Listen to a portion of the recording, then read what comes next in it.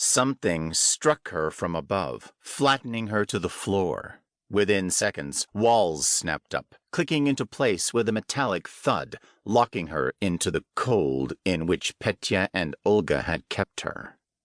She raged against the walls, hurling herself against the bars, rocking her enclosure until it almost toppled from its rolling pedestal. Screaming and snarling like a beast, she fought until the skin of her arms had been shredded by the iron. A light clicked on overhead.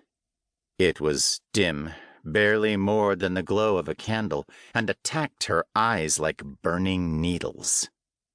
Baring her teeth, she squinted into the blaze, catching sight of a shadowy figure. "Couldn't stay away." Olga's laughter crushed something delicate inside of Evelyn. Something she couldn't put a name to, but didn't think she could survive without.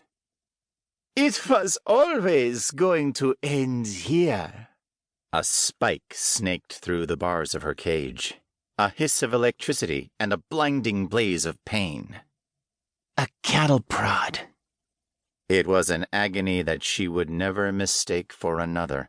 The stench of burning flesh attacked her nose as she screamed. "It's not real. She's dead. This can't be real." "I outlived you!"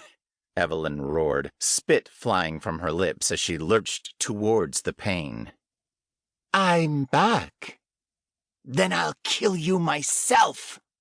The prod crackled again. She snatched for it.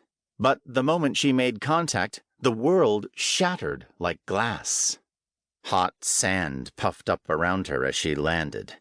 Her fingers dug into the ground as she pushed up, spitting dirt and blood from her mouth.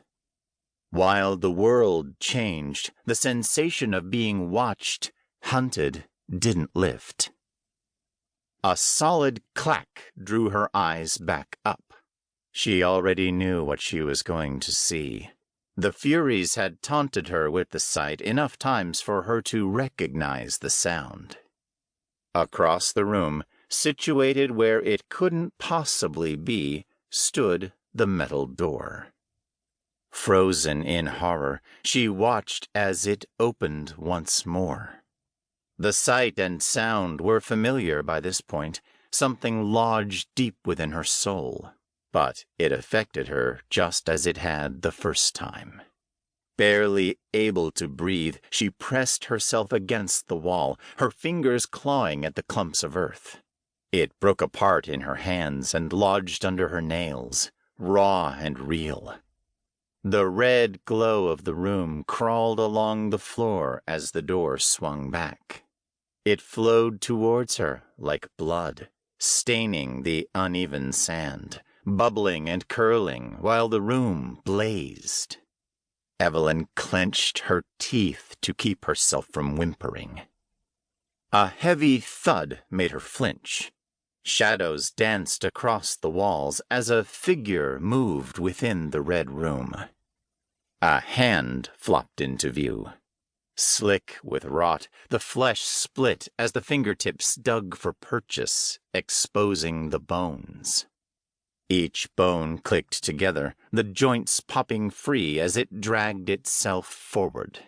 Bit by bit, the decayed figure dragged itself through the threshold. A thin strip of skin kept the lower jaw from falling completely free. Its tongue was black, flopping about as it tried to speak. All that came out was a broken, gargled groan. The sound came to her again, only from far closer, above her. Evelyn looked up. Another corpse clung to the wall above her head. Its eyes had long since decomposed, leaving liquefied skin and muscle to drip from the gaping sockets. The scream she had been holding back ripped from her throat as the creature reached towards her. To keep listening to this audiobook, I've left you a link in the description so you can do it, at no cost thanks to Audible's 30-day free trial.